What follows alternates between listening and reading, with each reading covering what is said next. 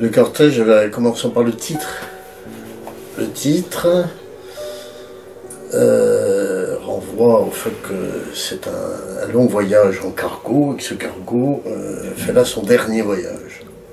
Donc d'une certaine manière, c'est le cortège qui est le cortège des idées et des souvenirs aussi, qui accompagne ce dernier voyage du bateau.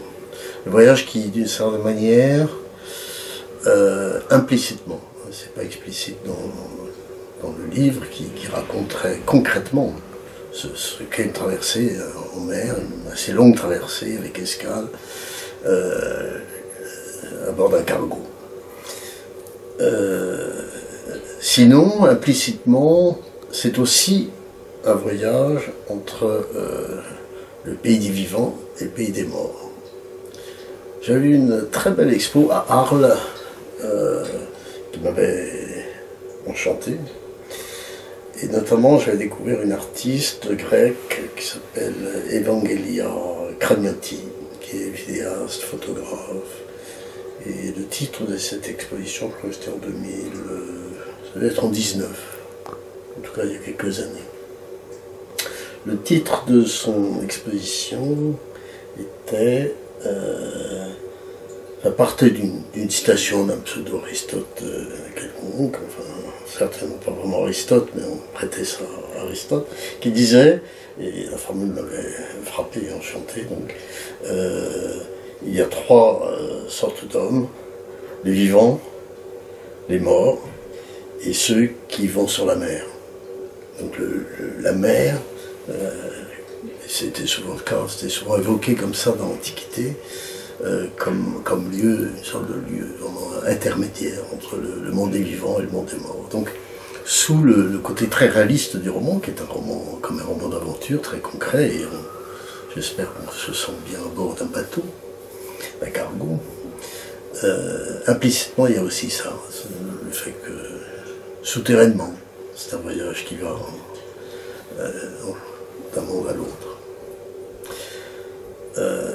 Sinon, il y a aussi un autre sens le titre, le cortège, renvoie aussi au fait que dans le roman, il est fait régulièrement allusion à un cortège, parce qu'il est baptisé comme ça, mais en fait c'est une sorte de tournée promotionnelle avec un long cortège de voitures, plus de 70 véhicules qui font une sorte de Tour de France, avec étapes, comme ça, festivités, festoiements, et là c'est la célébration d'un riche homme d'affaires qui pourrait aussi bien être un homme politique.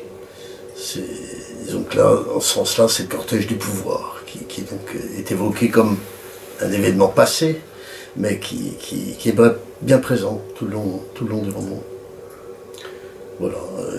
J'ai dit trois sens, parce que il y a donc ce cortège des souvenirs aussi. La mémoire qui saute sans cesse d'un souvenir à l'autre, comme si elle allait très vite et goulûment d'une époque à l'autre. Et le roman est construit aussi un peu comme ça. En même temps qu'il y a la continuité de la navigation du cargo, il y a ces retours, ces boucles dans le temps. Et voilà, tout ça avance en même temps, j'espère, avec un effet de contrepoint entre plusieurs thèmes. Il y a d'abord la réalité de la traversée, avec des personnages qui sont les personnages les plus importants du roman, trois amis, le capitaine, le commandant de bord, puis un tireur d'élite qui l'accompagne, mais qui est surtout un ami personnel du commandant, plus un troisième, qui est qui est un écrivain assez parano, qui est obsédé par des pourrisseurs, qui font qu'il se sent qu'ils sont même tout à fait persécutés par ces pourrisseurs par les mots qui lui viennent à l'esprit, voire aux lèvres, malgré lui, et qui lui fait tenir indirectement un discours qui n'est pas le sien, un discours qui le contraint absolument Donc voilà pour le sens multiple du titre. On embarque en Grèce. On embarque en Grèce, à Hermoupoli, qui est le chef-lieu des Cyclades, qui est le chef-lieu d'une île, en particulier qui est l'île de Syros. D'abord parce que j'ai choisi ce lieu parce que c'est un pôle, parce que je le connais, donc j'utilise des éléments dont je peux parler par expérience, de bout en bout, et constamment, je peux dire, vraiment pratiquement tous les... Il y a de la fiction, bien sûr, je brode, et je modifie, mais il y a toujours des éléments d'expérience. Donc on part de Grèce, et au passage, il y a en effet une étape importante à Sète, où là, les deux amis que j'évoquais tout à l'heure, le tireur d'élite et l'écrivain Barano, rejoignent le troisième ami qui est le commando de bord. Accompagnés, et c'est important parce que ce sont des personnages qui comptent aussi, qui comptent même beaucoup, de deux enfants, d'un couple d'enfants, un petit garçon, une petite fille, qui vont donc vivre avec une liberté étonnante à bord du cargo. Et qui vont d'ailleurs comme en vacances dans leur famille, semble-t-il, mais il y a un petit mystère autour de leur état civil qui n'est jamais très assuré. Il y a toujours quelque chose d'un peu frauduleux dans l'air, et un peu plus que dans l'air. Il y a un décalage par rapport à ce qui serait la loi, ce qui serait un règlement, etc. Il y a toujours un petit pas de côté chez ces personnages, qui ne sont pas forcément des enfants de cœur. Il y a du trafic, quand on quitte Sète, il va y avoir une rencontre en haute mer avec une livraison de quelques ballots dont on ne sait pas tout de suite ce qu'il y a dedans. Il y a une scène d'action comme dans un roman d'aventure, car au premier degré, c'est bel et bien un roman d'aventure. Et donc ensuite, il y aura une escale assez longue dans un port d'Afrique de l'Ouest qui est nommé, mais qui est nommé par un nom de fiction. Je ne voulais pas donner le nom de ce qui a été effectivement le modèle pour moi. Et là encore un modèle que j'ai utilisé parce que je le connaissais, d'expérience. Et donc là, ce sera une rencontre avec celui dont on suppose qu'il est chef d'État, en tout cas il est général. Et il est entouré de gardes du corps, il est entouré de gens assez louches. On sent bien que là aussi, il ne s'agit pas d'un enfant de cœur. Et donc là encore, une image du pouvoir, parce que le pouvoir tout au long du livre est un des thèmes qui s'entrelacent avec d'autres. Un peu par matière de plaisanterie, dans le texte de quatrième de couverture, je dis l'amour, l'enfance, le pouvoir, l'amitié, et des mallettes emplies de billets, je crois. Et effectivement, ces thèmes-là existent. Bon, le dernier est là par matière de plaisanterie pour dire tout ce qui est l'action, les codes du roman d'aventure, disons. Et tout ça est tissé. En contrepoint, je disais tout à l'heure, oui, il y a un travail pour moi de contrepoint entre ces différents thèmes, unifiés par l'histoire du cargo qui avance, et qui avance vers un certain endroit de la côte d'Afrique de l'Ouest, et il va vers sa destruction, car c'est son dernier voyage. Il va être démoli clandestinement, comme dans la réalité ça se produit dans de très nombreux cas, même si c'est assez rarement en Afrique de l'Ouest, c'est plutôt en Inde ou au Pakistan, sur les côtes, ou même de l'autre côté, vers la Thaïlande. Et donc là, j'ai choisi d'établir ce chantier de démolition clandestin sur une côte d'Afrique de l'Ouest. Donc voilà, l'histoire se déroule dans le côté linéaire du roman, c'est la progression, c'est la navigation du bateau qui part donc de Sète et même avant Sète d'Hermoupoli, de Grèce, et qui va jusqu'à son terme. Donc la cale est vide, la grande cale du bateau est presque vide, c'est très vaste, hein, une cale de bateau c'est prodigieux, et je parlais de l'artiste vidéaste et photographe. Il y avait notamment un petit film sur les cargos, et quand on voyait l'immensité de la cale vide et comment c'était nettoyé, comment la rouille aussi, j'ai moi-même voyagé en cargo, et le travail avec la rouille est très important, constant pratiquement. On lutte contre la rouille, on sait bien qu'à la fin, la rouille gagnera. Et donc, oui, bien sûr, à un moment, il y a cette première livraison que j'évoquais, qui est la livraison en pleine mer.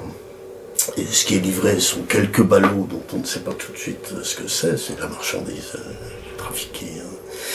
Et puis il y a une seconde livraison qui est cette voiture, oui, cette Bentley blindée, archi-blindée, niveau 6, ce qui est vraiment très, très solide. Hein.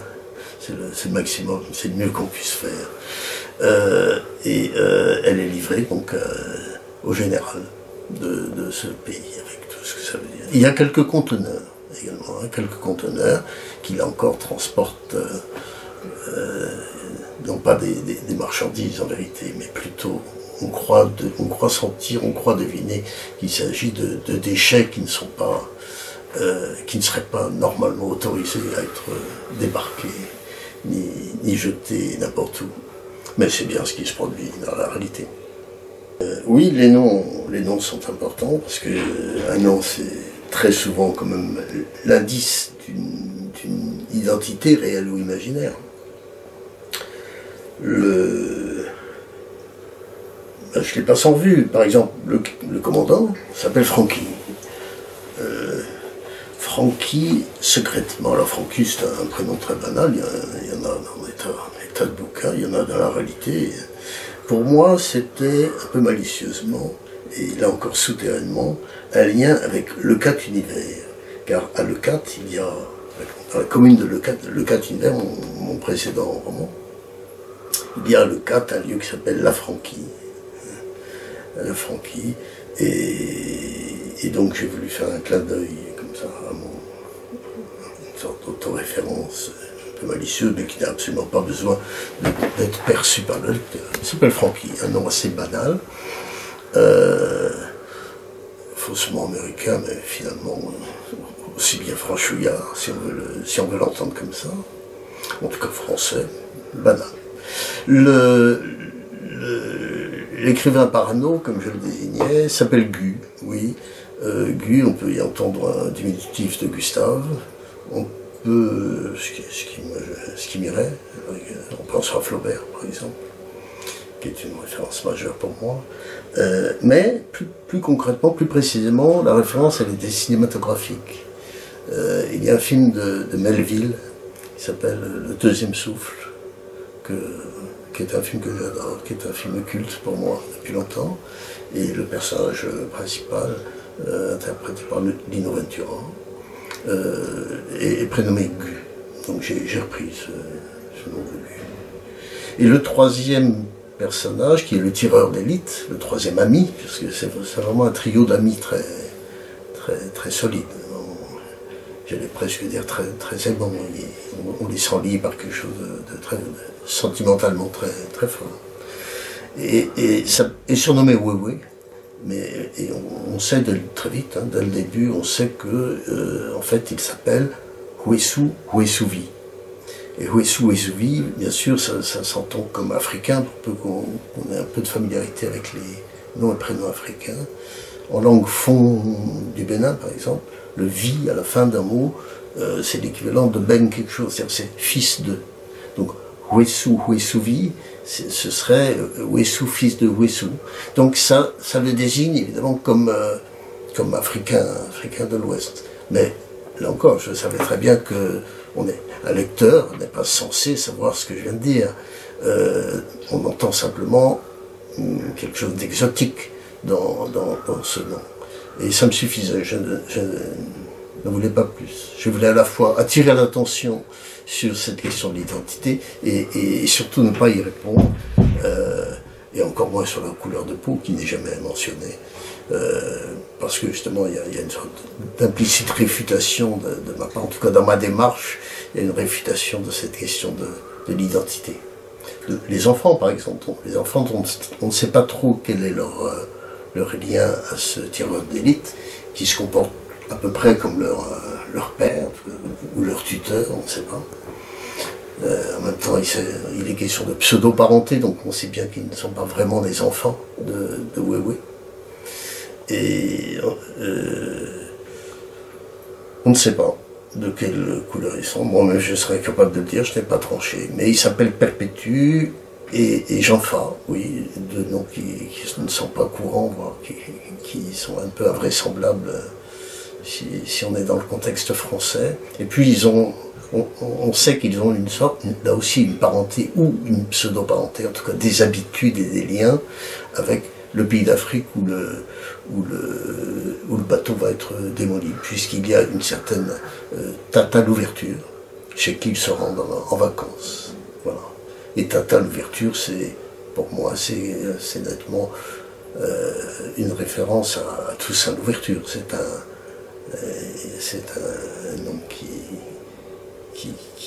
qu'on connaît bien à Haïti, bien sûr, puisque Toussaint l'ouverture, c'est quand même le héros de Haïti, mais il est d'origine d'Afrique de l'Ouest. Il est même plus précisément, c'est mythique ou c'est légendaire ou c'est réel, je ne sais pas si c'est une vérité historique, mais en tout cas il est donné comme issu de la famille des princes d'une ville au Bénin qui s'appelle Alada. Et donc dans un roman précédent, lointain, j'avais un personnage, un petit garçon qui s'appelait Toussaint, et donc ça renvoyait aussi pour moi à Toussaint l'ouverture. À l'époque, je connaissais peut-être l'écrivain, Jean-Philippe Toussaint, mais ce n'était pas du tout en référence à ce Toussaint-là que j'avais choisi. Ce prénom, c'était bien en référence à Toussaint l'ouverture. Et il se trouve que j'ai aussi un de mes livres précédents qui s'appelle Alada, qui est donc le berceau de la famille de Toussaint l'ouverture. Donc voilà, là aussi je m'amuse un peu à créer des liens à l'intérieur de mes divers écrits.